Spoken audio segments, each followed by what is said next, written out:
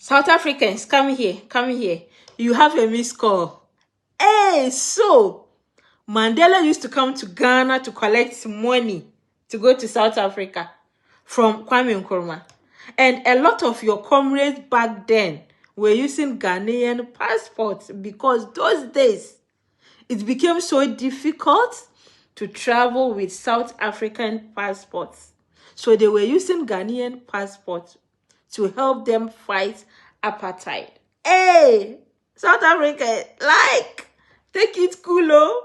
Take it cool with Ghanaians. These are the issues that you are telling me that diplomatically. By now, the High Commission of South Africa and Ghana must be answering to us. Why South Africans living in Ghana must live in this country? But should it be an eye for an eye? It has to be, because this is not the first time. You see, sometimes the lady that spoke, they don't know their history.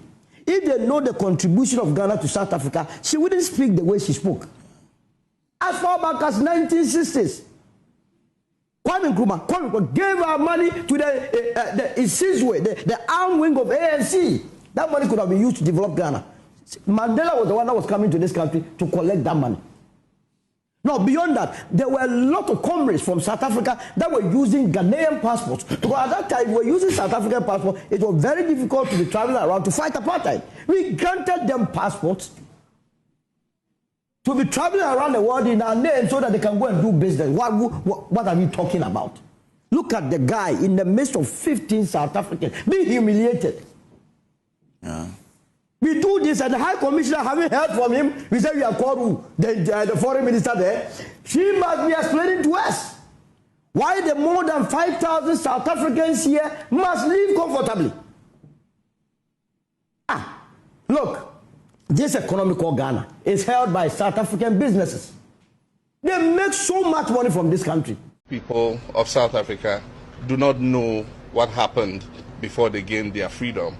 The whole of this continent stood behind South Africa. The whole of Africa stood behind South Africa to fight against apartheid. I remember all of us growing up as secondary school children, went on marches. We were part of the African Youth Command. We demonstrated, we boycotted classes and all that, all in the fight against apartheid. Indeed, for several of the countries where their citizens have been brutalized in South Africa, these are countries that were called frontline states that harbored the freedom fighters, of South Africa and gave them safe haven, gave them passports, to be able to avoid the clutches of the apartheid regime. Nigeria, even though not a neighbor of South Africa, was considered a frontline state because of the economic contribution that Nigeria did to the ANC to be able to liberate South Africa from apartheid. And so it is regrettable that the same people who fought against apartheid, are being attacked in this way. I am ashamed of a South African president. Nelson Mandela is ashamed of you. He's actually rolling in his grave. African unity is ashamed of you, because if one Africa is humiliated anywhere, all Africans should be offended everywhere. What are you doing? Are you aware that Africans are being haunted, beaten, humiliated in the streets of South Africa by the same people enjoying freedom that was paid for by Continental sacrifice? You are always quiet. Silence means sponsorship. Where are the emergency reforms? Where are the protection for African migrants? Where are the arrests of xenophobic attackers? Where is your leadership? Why is the energy always strongest when the target is another African? Have you guys forgotten how the entire continent came together during the period of apartheid and supported you guys? I just saw a disturbing video of a Ghanaian being asked to go back to Ghana. Nigerian shops burnt down to ashes by South Africans. Those dogs, barbarians, where are you? What are you doing about this? Have you guys forgotten how Ghanaians supported you during the period of apartheid? First sub-Saharan African country to gain independence, 1957.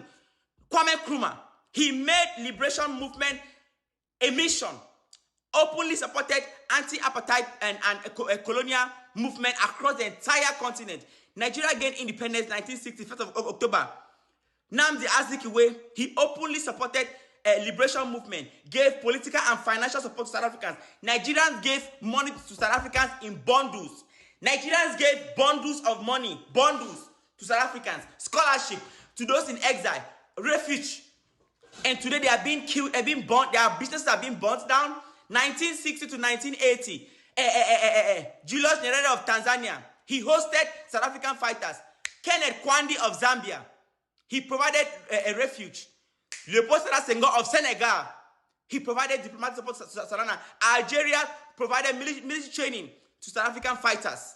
Nigeria even had to nationalize the British petroleum assets, partly over apartheid-linked era interests.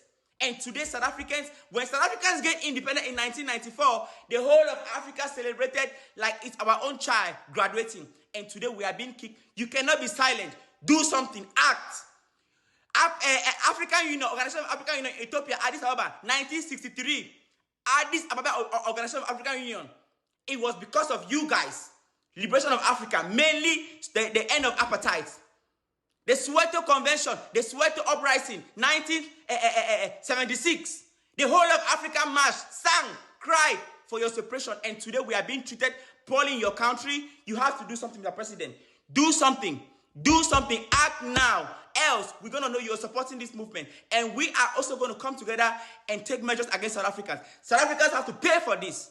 South Africans, this message is for you. The first message was to Ghanaians. South Africans, this message is for you. South Africa just made a big mistake because South Africa, they think this is like every other time they've done this. They think that they are going to beat Ghanaians and Ghanaians are going to write a statement and go quiet.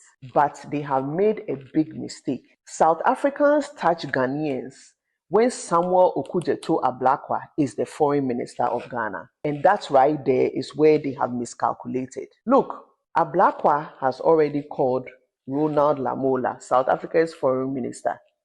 He has confirmed the Ghanaian victim has been found and receiving consular assistance. He has also demanded an investigation. What is becoming very interesting about being a Ghanaian is that we are starting to get this sense of pride as Ghanaians. And that's why our Ghana jerseys went off the shelves. And Sam Ablakwa has showed us how to do it. I never knew the work of a foreign minister. I never knew the use of a foreign minister. There's nowhere in this world that a Ghanaian will get into trouble and Sam Ablakwa has not showed up yet. He's just been in position for a year. They said some Ghanaians were being unalived in Ukraine. He was there. Some Ghanaian guy was killed in some foreign country. He was there. Anywhere that Ghanaians are facing some kind of dehumanizing, disrespect, Sam Ablakwa is showing up. But we also have power in our own hands. Right here in Ghana, South Africans don't play with us because a lot of your businesses are in Ghana. A lot. MTN, number one telecommunications company in Ghana, is South African. DSTV, MultiChoice, South African. Anglo Gold, Ashanti, South African. Every other African country watching this, Nigeria, Zimbabwe, Zambia, come to the front, please. All of you who have had your people beaten and unalived in South Africa, this is the moment. We coordinate, we don't attack, we don't burn anything, but we make it clear economically and diplomatically that touching African people on African soil has a price. Africa must unite, not as a dream, but as a strategy. So to my Ghanaian people, stand up for each other. Always, even when it's not Ghanaians being attacked, especially when it's not Ghanaians being attacked, because injustice anywhere is a threat to justice everywhere. And to South Africa, you picked the wrong moment and the wrong foreign minister. Let me just quench my thirst here. I'm going to talk to you. You should come home. And then all you foreigners within Ghana, we did not ask you to go. When you guys told Ghanaians to leave Nigeria, Ghana must go. We even have a Ghana must go back in Ghana. Plenty Nigerians, because of your country is unstable with politics, with security, with your currency. You even have Boko Haram, terrorist groups. You are in our country free. Most of you have taken even Ghana cards, have even called yourself Kweku, what, and have adopted names. Even lied and said you are half Ghanaian. We live with you peacefully. Look at South Africa. This is not the first incident, second incident, third incident, but yeah, you come to Ghana. MTN is a South African company. ShopRite is a South African company. This must stop. We shouldn't say keke that hey, it's wrong. Every South African is responsible. Even if you are appalled, do something about it. Because there is no such thing as a pure race. You are wrong to say that. We are all one people. Even within our local tribes within Ghana, we can never say there's a pure race. The jobs you South Africans cannot do is the jobs this Ghanaian person chose to do.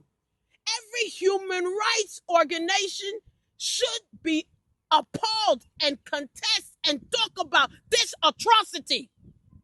The president of Ghana must stand and say no and must do something about it. Either you stop these acts or you take your companies out of our country, because you cannot beat and maltreat and abuse our citizens. Just because we are foreigners going to your country to work doesn't mean that our country is broken.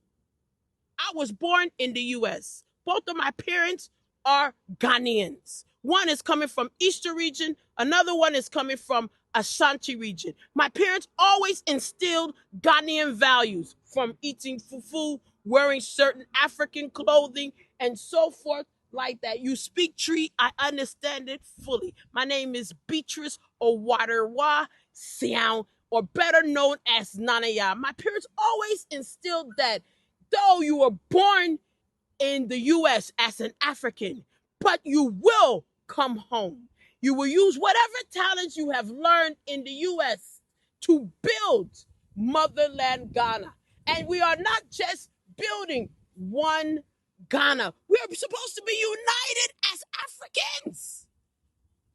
Look how Trump and how ISIS is being done. Is that the same appalling act you are condoning in South Africa? Listen to the word. South Africa is still part of Africa, if you believe it or not. And you are Black Africans. You don't feel yourself saying fix our country. Ghana, let me tell you, South Africans, we have gold. We have bauxite. We have minerals. Ghana is not poor. Every day you read the news, you hear some huge billions, people spending billions of dollars in Ghana here. We are not broke people. We are hardworking people, and that is why we came to South Africa to work. And so this act should stop.